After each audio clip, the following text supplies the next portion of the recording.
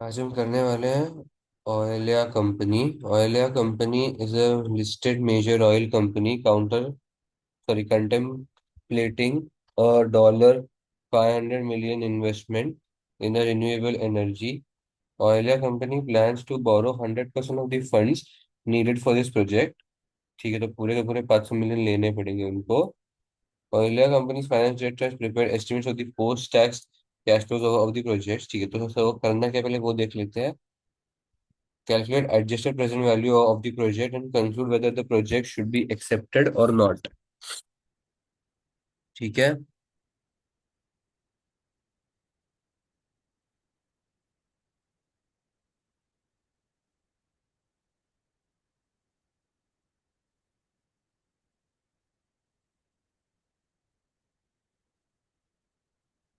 First we need to calculate the basic NPV or the base NPV, actually base NPV। उसे calculate करते हैं। Particulars 0 1 2 3 4 5।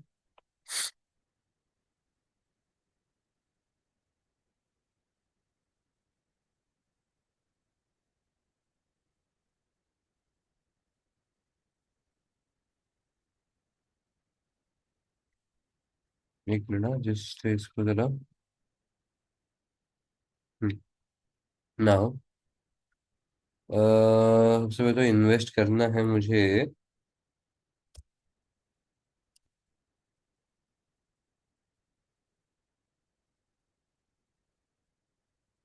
Post tax operating cash flow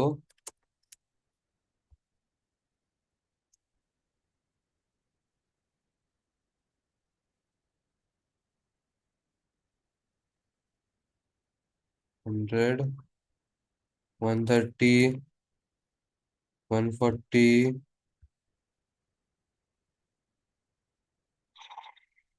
realisable value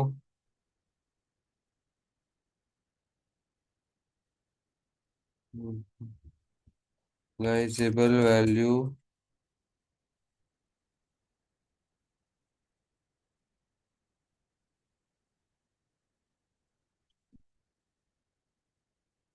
working capital of 25 million not included is in its estimates above and are funded from retained earnings, will also be required immediately for the project, rising by predicted rate of inflation for each year. Any remaining working capital will be released at the end of the project।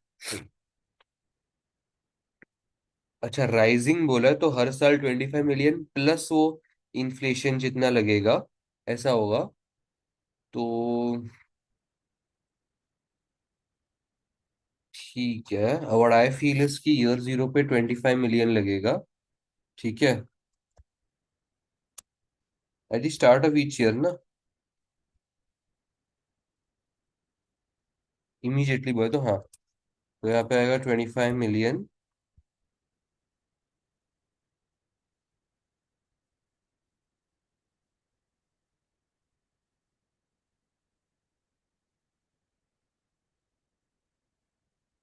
Plus 25 million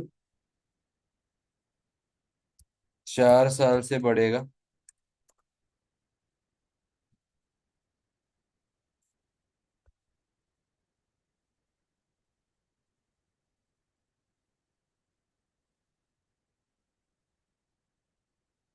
cash flows, free cash flows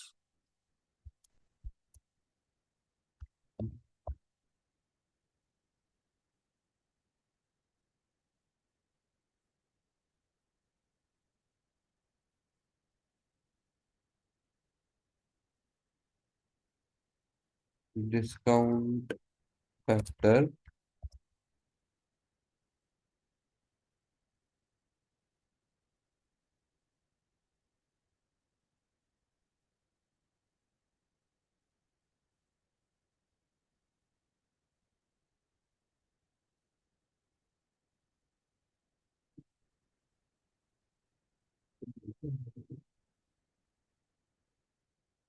working notes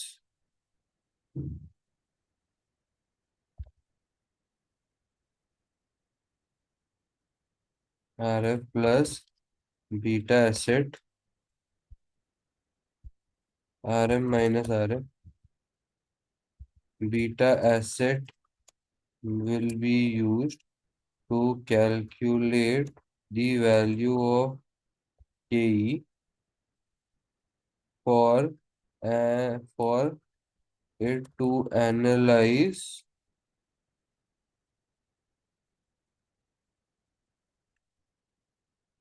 only the business risk element. तो R F beta equity, R M minus R F. तो R M कितना है देखना, 10% minus 1.5%, risk factor है 1.5%, beta asset है इतना। तो अभी हम ऐसे करेंगे, this plus bracket open, this into this, मेरे को आएगा के ई इतना 9। तो बेसिकली मेरे को के ई मिल जाता है 9% का अप्रोक्स,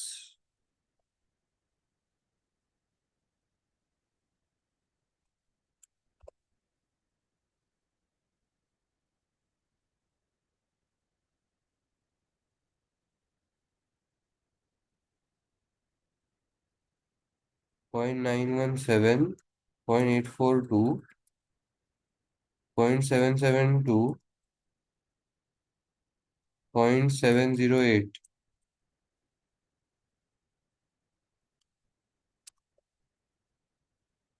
प्रेजेंट वैल्यू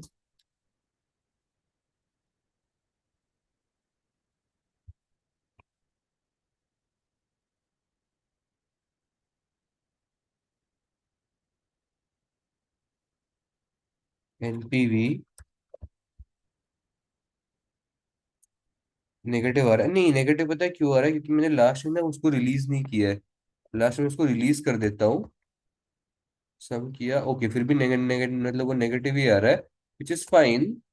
ठीक है, फिलहाल के इतना नेगेटिव चलता है, क्योंकि वो एपीवी में शायद पॉजिटिव बन सकता है, उसके पास वो कैपेसिटी हो सकती है। So now we will calculate the APV. अगर एपीवी में भी अगर वो नेगेटिव आया ना, देन वो प्रोजेक्ट को एक्सेप्ट करना ही नहीं चाहिए, ठीक है ना। अच्छा, बाय द वे, हमने यहाँ पे बीटा एसेट इसीलिए यूज किया है बिकॉज हम लोग सिर्फ इक्विटी, ये जो हमने पूरा एपी एनपीवी किया है ना, बेस एनपीवी, ये हमने सिर्फ इक्विटी फैक्टर्स के लिए किया है। And beta asset only considers the equity side which is the only business risk element side. तो अभी हम जब यहाँ पे आएंगे ना, तो हम लोग यहाँ पे सारे डेट फैक्टर्स को कंसिडर करेंगे। ऐसा रहता है, ठीक है ना। तो बस ये बताने के लिए, अभी यहाँ पे बेस एनपीवी, ठीक है ना, बेस एनपीवी मैंने ये ले लिया।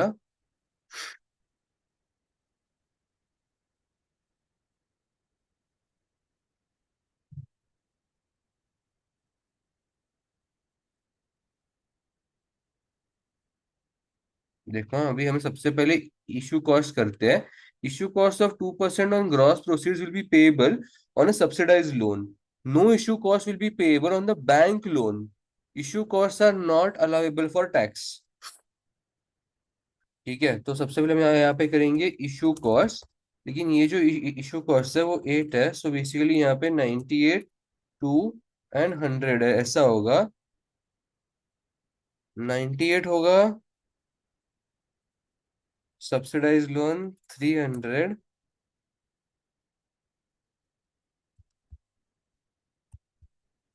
तो देखो कितना आता है, इशू कॉस्ट आता है 6 पॉइंट ये सब, ठीक है ना। तो इसको मैं से डाल देता हूँ, issue cost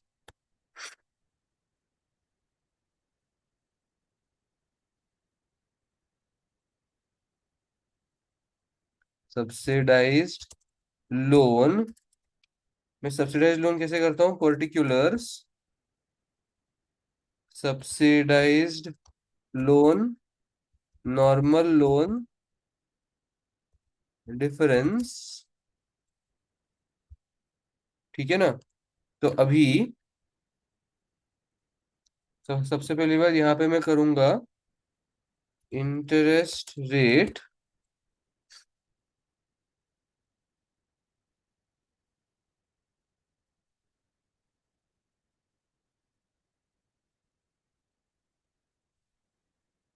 principal amount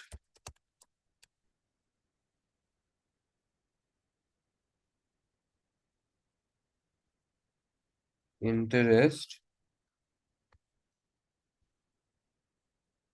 this into this annuity ITY annuity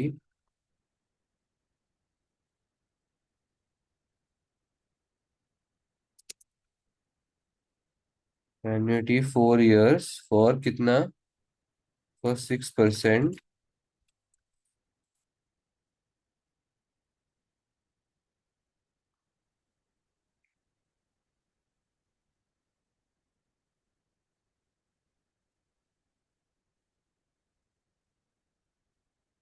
3.465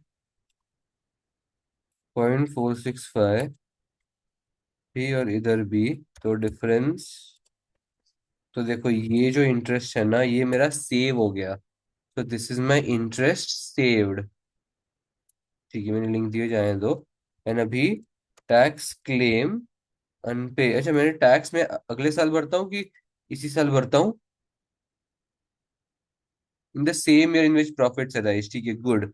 tax claim lost कितना?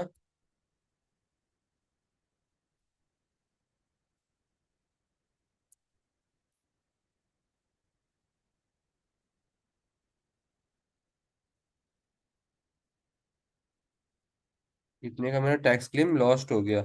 तो मैं इधर आऊंगा, सब्सिडाइज्ड लोन लिखूंगा, interest saved, tax claim lost.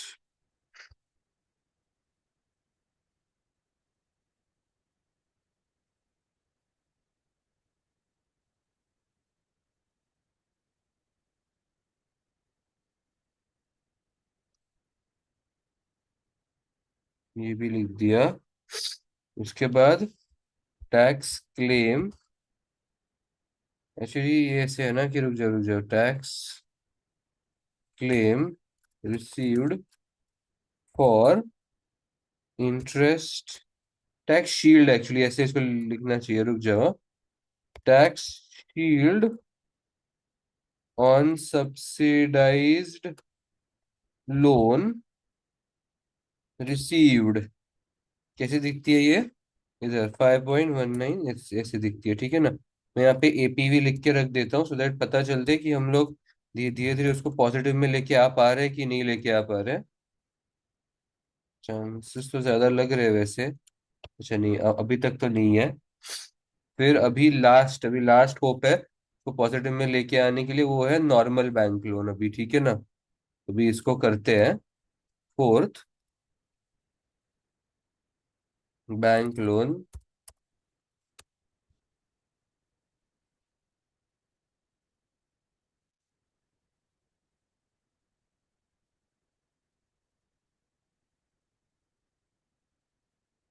Bank loan, अभी बैंक लोन कितना है? 200।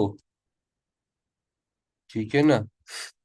अभी यही, ये एन्युटी, कॉपी पेस्ट, 6% की एन्युटी। मैं फिर से एक बार देख लेता हूँ, 6% की एन्युटी 3.465। क्या मैंने उसी से मल्टीप्लाई किया था? हाँ, बराबर, 3.465। तो अब मैं ये क्या कर रहा हूँ, मैं डिवाइड कर रहा हूँ एन्युटी से, देखने के लिए कि मुझे कितना रीपेमेंट करना है। Repayment per month, per year, sorry.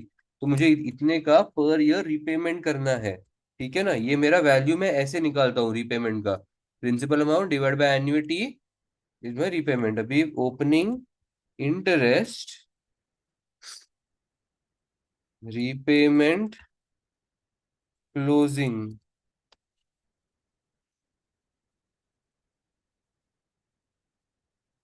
This plus interest minus repayment this, एक दो तीन चार, दिस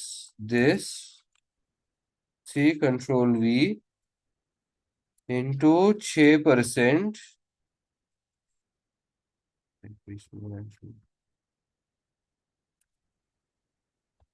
दिस दिस, ठीक है ना। अभी what is my opening, opening तो मेरी 200 ही है। तो ये मेरा हो गया, ये देखो मेरा जीरो एग्जैक्ट नहीं होगा, लेकिन मेरा क्लोज टू जीरो आएगा, एंड अगर क्लोज टू जीरो आ गया तो मेरा आंसर बराबर है। Close to zero, close to zero. तो ये देखो ये आ गया मुझे मेरा इंटरेस्ट, ठीक है ना।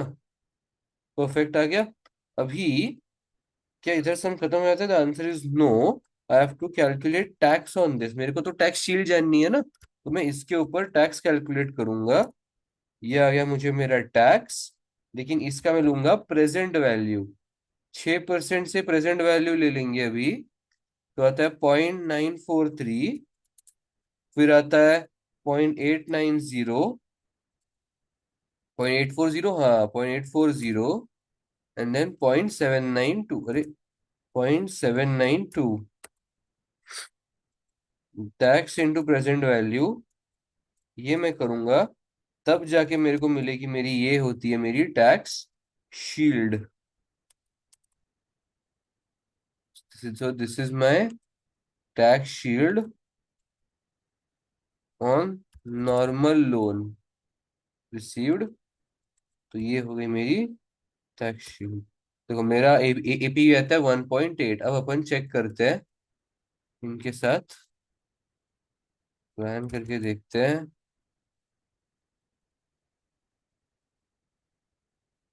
ओए क्या हो गया? पूछा कंफर्म आंसर, हाँ फिर उसके बाद जाके आया, अच्छा ठीक है। -21.41, -31.86, ओके। एंड एपीवी 11.95 आया मुझे। ओके सी, उन्होंने वर्किंग कैपिटल को, अरे यार वो लोग ना, लाइक कुछ समझ में वो लोग इंक्रीमेंटल करते हैं, कुछ समझ में वो लोग ऐसे ये करते हैं, तो वो थोड़ा कंफ्यूजिंग है। But I think working capital हमारा इस बार गलत है। They did not mean to say कि क्या बोलते हैं वो, इंक्रीमेंटल नहीं बोलना था उनको, बेसिकली इंक्रीमेंटल ही बोलना था उनको, सॉरी। ठीक है, तो अभी हम्म, इसको मैं यहाँ की लिंक दे देता हूँ।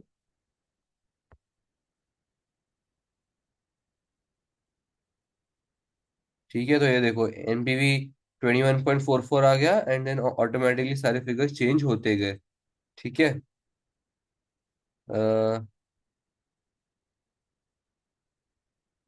एपीवी 11.95 है। एक बार सारे फिगर्स चेक कर लेते हैं। फाइनेंशियल बेनिफिट्स उन्होंने ऐसे बताया हुआ है, तो एनपीवी ऑफ टैक्स शील्ड 5.49, 5.49 वो बिल्कुल सही किया हमने। टैक्स बेनिफिट 5.2 बराबर है, टैक्स शील्ड देखो 5.2 की आई है। नेक्स्ट सब्सिडी बेनिफिट 29.1, तो अगर हम इन दोनों को ऐसा करेंगे तो ये देखो सम देखो यहाँ पे 29.1 ही आएगा। मैं ऐसे दिखा देता हूँ, ठीक है। इशू कॉस्ट है देखो -6.12, -6.12। ये बस वर्किंग कैपिटल में कई बार वो लोग ऐसे एडिशनल करने को बोलते हैं, कई बार इंक्रीमेंटल करने को बोलते हैं। यहाँ पे they said working capital not include in the estimates above, are funding from retained earnings also will also be required immediately for the project rising by a predicted rate of inflation for each year, ऐसे करके। तो I thought कि 25 हर साल लगेगा, क्योंकि 25 से one बहुत ही छोटा अमाउंट है, ऐसा मेरे को लगा। बट ठीक है, दिस इज स्टडी हब, तो इसमें हो सकते हैं ऐसे सब, ठीक है, कोई कोई बात नहीं।